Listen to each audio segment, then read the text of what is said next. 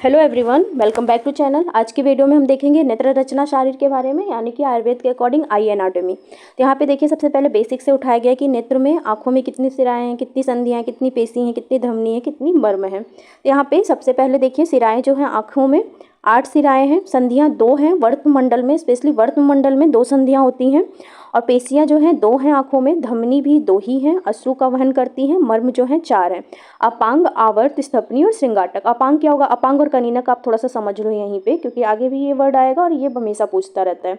अपांग जो होगा और कनीनक, तो कनीनक जो संधि होती है ना, कनीनक, कनीनक में क्या आ रहा है? न आ रहा है। न से क्या होता है? नाक होती है हमारी। तो जो नाक के साइड होगी, जो नोज के साइड होगी, वो कनीनक संधि होगी। जो आउटर साइड होती है वो अपांग होती है। तो कनीनक को बोलते हैं इनर कैंथस, और जो आउटर वाला पार्ट होता है उसको बोलते हैं आउटर कैंथस। ये हो गया कनीनक भाग। तो अपांग में अपांग मर्म है यहाँ पे।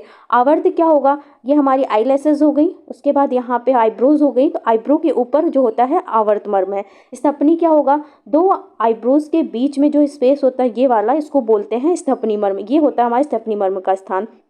यह एक विशल्य घन मर्म है। जब तक शल्य रहता है तब तक व्यक्ति जीवित रहता है। जैसे ही शल्य निकाल देते हैं व्यक्ति की मृत्यु हो जाती है। फिर उसके बाद आता है श्रृंगाटक मर्म। तो ये 4 मर्म जो हैं आंखों से रिलेटेड हैं। इनमें अगर कुछ भी प्रॉब्लम होगी तो आंखों पे भी इनका इफेक्ट आता है। तो ये आंख से रिलेटेड 4 मर्म हो गए। अब हम आते हैं मेन जो पॉइंट है आइज़ की, कैसी आइज़ दिखती हैं। आयुर्वेद में क्या कहा गया है आंखों को लेके। तो यहाँ पे देखिए, विद्यात द्वय अंगुल बाहुल्य स्व अंगुष्ठ उदर सम्मितम द्वय अंगुल सर्वतो द्वय अंगुल सर्वतः स अर्ध्य भिषग्नयन बुद्बुदम सुवृत गोष्ठनाकार सर्वभूत गुणे उद्भवम पलम भुवो अग्नितो रक्तवातात कृष्णशीत जलात आकाशाद अश्रुमार्गस्य जायन्ते नेत्र बुद्बुदे।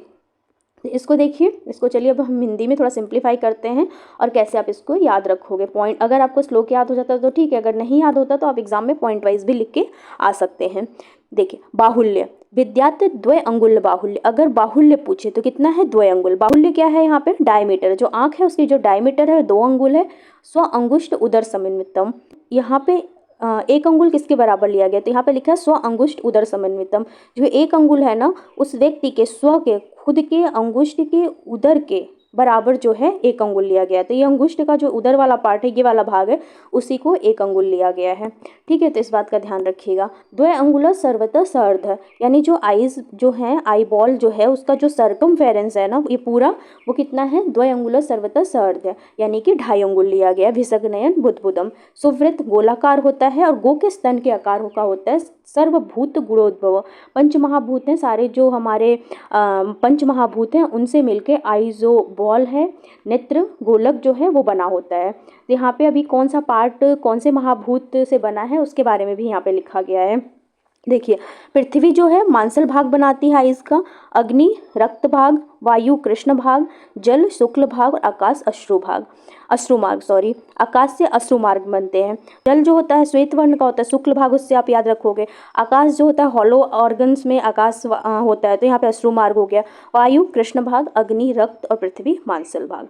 चरक ने अक्षी के मध्यम चतुरांगुलम, 2 अक्षी के बीच की जो डिस्टेंस बताई है वो कितनी बताई है? 4 अंगुल। तो जो ये वाली डिस्टेंस है, इंटरप्यूपिलरी डिस्टेंस, ये कितनी मानी है? 4 अंगुल मानी है। किसने? आचार्य चरक ने। नेत्र के भाग की बात करते हैं, पार्ट ऑफ आइज। तो आयुर्वेद में आँखों को 3 भाग में बांटा गया है, मंडल, संधि और पटल। तो 5 मंडल बताए गए, 6 संधियां और 6 ही पटल बताए गए। श्लोक फॉर्म में भी वही बात को लिखा है यहाँ पे, मंडलानी च संधिश्च पटलानी च लोचने यथाक्रमम विजानीयात पंच सट सटेव च। सुश्रुत उत्तर तंत्र का ये श्लोक है। यहाँ पे एक इम्पॉर्टेंट बात है कि वाग्भट जो है ना वो 4 ही मंडल माने हैं, लेकिन जबकि यहाँ पे सुश्रुत ने 5 मंडल माने। वो पक्ष मंडल को नहीं मानते हैं। यहाँ पे जो 5 मंडल हैं उसमें अभी अब फर्दर डिवीजन देखोगे तो वहाँ पे एक पक्ष मंडल आता है, तो वाग्भट ने उसको नहीं माना है। तो अगर इसको आप याद करना चाहोगे ना तो याद कर सकते हैं कि जो वाग्भट है ना किसी के पक्ष में नहीं थे, अपना इंडिविजुअल थे। तो यहाँ से कि पक्ष में नहीं थे तो पक्ष मंडल को नहीं मानते हैं। बस याद करने के लिए ये है। और फिर यहाँ पे एक और ट्रिक है MS पटेल करके। MS पटेल से आप क्या याद कर सकते हो? 566 ऐसे करके MS पटेल, मंडल, संधि और पटल 5 6 6, तो याद रहेगा आपको। फर्दर देखेंगे नेत्र मंडल जो 5 बताए गए हैं वे क्या क्या हैं। तो सबसे पहले आप अपनी आंखों को इमेजिन करिए, उससे आपको बहुत ही आसानी से याद हो जाएंगी चीज़ें। तो सबसे बाहर क्या होता है? पक्ष्म, पक्ष्म यानी कि आईलैसेस। यहाँ पे देखिए ये आईलैसेस हो गई, ये पक्षमंडल हो गया। उसके बाद और अंदर जाएंगे तो आईलिड मिलेंगी, तो ये सेकंड नंबर पे आईलिड आती हैं। सीक्वेंस भी याद रखना ज़रूरी है यहाँ पे, क्योंकि आप जैसे जब आप आगे पढ़ोगे ना तो आप एक चीज़ नोटिस करोगे कि आयुर्वेद में जितनी भी डिजीज़ बताई गई है ना आँखों की, इन्हीं मंडल को आश्रित करके बताई गई, इन्हीं की बेसिस पे क्लासिफिकेशन बताया गया है। पक्ष में ये बीमारियां हैं, वर्त में इतनी हैं, श्वेतगत इतनी है, कृष्णगत इतनी है, दृष्टिगत, उन्हीं का फर्दर डिवीजन किया गया है। तो ये बहुत इंपॉर्टेंट हो जाता है, अगर आपको ये सीक्वेंस से याद रहेगा तो ये आपके लिए भी आसानी है, और इसको याद करना भी बहुत आसान है। आप अपनी आँखों को इमेजिन करिए, वैसे आपको याद रहेगा कि आई लैसेज हो गई, उसके बाद आईलिड हो गई, उसके बाद ये जो वाइट वाइट पार्ट है ये वाला, ये हमारा स्क्लेरा बोलते हैं, और यहाँ पे ये हो जाएगा श्वेत मंडल। उसके और अंदर जाते हैं तो ये ब्लैक वाला पोर्शन कृष्णगत, यहाँ पे ये कृष्ण भाग हो जाएगा, इसी को कॉर्निया बोलते हैं। और अंदर जाएंगे तो ये हो जाएगी प्यूपिल, जिसको कि दृष्टि बोलते हैं। ये नेत्र के ये 5 मंडल हो गए। अगर आपको मंडल याद हो गया ना तो आप संधियाँ ही बता लोगे कि जहाँ पे 2 मंडल ज्वाइंट हो रहे हैं, जहाँ पे 2 मंडल मिल रहे हैं वहीं संधि बन जाती है, मतलब जोड़ है एक, तो उसी का तो संधियाँ जो होती हैं 6 बताई गई हैं। अभी हम आगे देखेंगे। तो चलिए यहाँ पे देखिए, और ये जो संधियाँ होती हैं ना बाहर से भीतर की ओर होती हैं, तो ये हमें पता ही है कि बाहर से भीतर की ओर हम देखेंगे संधियों को। चलिए तो 6 संधियाँ कौन कौन सी है। सबसे पहले पक्ष्म और वर्त्मगत संधि। तो पक्ष्म आईलैसेस और आईलिड, तो junction between eyelid and eyelashes पहली संधि हो गई। दूसरी वर्त्म, और फिर वर्त्म के बाद क्या आएगा, शुक्लगत आएगा। तो पक्ष में आया, पक्ष में के बाद वर्त्म आया, वर्त्म के बाद शुक्ल आया, शुक्ल के बाद कृष्ण आया, कृष्ण के बाद दृष्टि आया। अब आप कहोगे ये 4 तो हो गई, 2 और एक्स्ट्रा कौन सी संधियाँ हैं। तो हमने पहले ही देखा था कि 2 संधियाँ होती हैं, एक कनीनक और एक अपांग। अब आप याद करो, कनीनक कौन सी थी, नाक के पास, और अपांग कौन सी थी, आउटर साइड में। तो इसको इनर कैंथस बोलते हैं, इसको आउटर कैंथस बोलते हैं, ठीक है। तो वही यहाँ पे लिखा होगा। पक्ष में वर्त्मगत संधि, junction between the eyelid and eyelashes, पहली संधि हो गई ये हमारी। दूसरी क्या हो गई, वर्त्म और शुक्लगत, जंक्शन बिटवीन पाल्पेब्रल कंजक्टाइवा। शुक्ल और कृष्ण स्क्लेरोकॉर्नियल जंक्शन बोलेंगे, कृष्ण और दृष्टि को प्यूपिलरी जंक्शन बोलेंगे। कनीनक संधि और अपांग संधि, कनीनक नाक के पास इनर कैंथस और अपांग आउटर कैंथस। ये हो गई हमारी 6 संधियाँ आँखों की। संधि जंक्शन से लिया जा सकता है। अब आते हैं नेत्र के पटल। पटल भी कितने होते हैं, नेत्र के पटल भी 6 हैं, और फर्दर और डिटेल वे में अंदर की तरफ हम जा रहे हैं। अब 2 पटल वर्त्मगत होते हैं। 2 पटल कौन से हैं, वर्त में, वर्त में क्या है, आईलिड है, तो 2 पटल वर्त्मगत हैं। और बाकी 4 पटल जो होते हैं, जो आई बॉल है ना, उसमें हमें बाहर से देख नहीं पाएंगे, यहाँ पे इसमें लिखा, और इन्हीं का पटल को आश्रित करके तिमिर रोग होता है। आप आगे पढ़ोगे तिमिर डिजीज के बारे में, तो इन्हीं पटल पे आश्रित होकर होता है। और इस जो ये 4 पटल है ना, इसमें जो पहला वाला पटल हो तेजोजल आश्रित होता है, सेकेंड पटल मांस, तृतीय मेद, और चौथा अस्थि आश्रित। इसको सिंपली याद करेंगे, मांस मेद अस्थि, तो इस तरीके से याद हो जाएगा।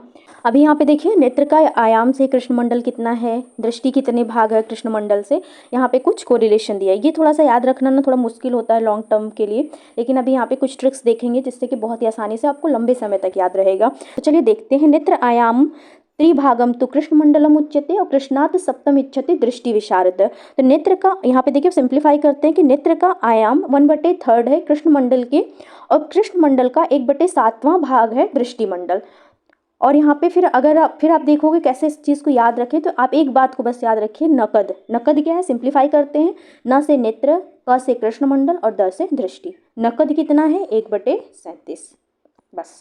न क द 1/37 और न त द 1/39, ठीक है। ये 2 चीज़ें याद करेंगे हम। न से नेत्र 1/3 कृष्णमंडल के, और कृष्णमंडल 1/7 दृष्टिमंडल के। याद रहेगा, इसको 2-3 बार आप बोलोगे ना तो आपको याद हो जाएगा। न क द 1/37, न त द 1/39। अब यहाँ पे देखिए न त द, नेत्र का आयाम का 1/3 तारकांश है, और तारक का 1/9 भाग दृष्टि है। तो यहाँ पे नेत्र का आयाम न त द, नेत्र का आयाम तारकांश से 1/3 है, और तारकांश दृष्टि से कितना है, 1/9, 1/37, 1/39, ठीक है। याद रहेगा ये चीज़ आपको। यहाँ पे अब दृष्टि के बारे में पढ़ लेते हैं। अभी हम देखेंगे दृष्टि के बारे में। दृष्टि का लक्षण क्या है, कैसी संरचना होती है। तो जो दृष्टि है ना, वो लास्ट हमारा जो आखिरी मंडल था, 5 मंडल थे, तो 5वां मंडल जो था दृष्टि मंडल था।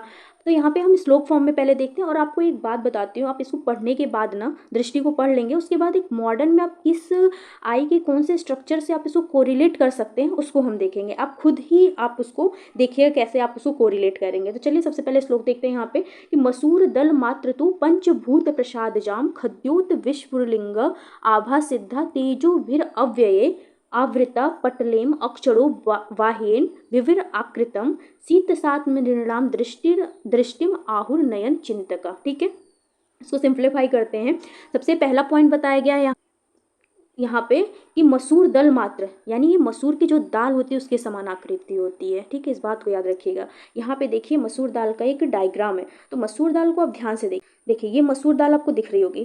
तो ये जो है ना, देखिए इसका स्ट्रक्चर कुछ दोनों साइड से इक्वल है, मतलब ये इसका स्ट्रक्चर कॉन्वेक्स है। ठीक है, मसूर दल पहला पॉइंट पकड़िएगा, तो मसूर दल के समान आकृति है, कॉन्वेक्स शेप की है इसकी आकृति दृष्टि की। ठीक है, दूसरा पॉइंट है पंचभूत प्रसादजम, यानी पंच महाभूतों के प्रसाद भाग से बनी हुई है। ठीक है, ये सेकंड पॉइंट दिया है इसमें। तीसरे पॉइंट पे आते हैं हम कि ये जो है खद्योत, यानी जो जुगनू होते हैं तथा अग्निकर्ण के समान आभा वाली, उसमें एक चमक होती है।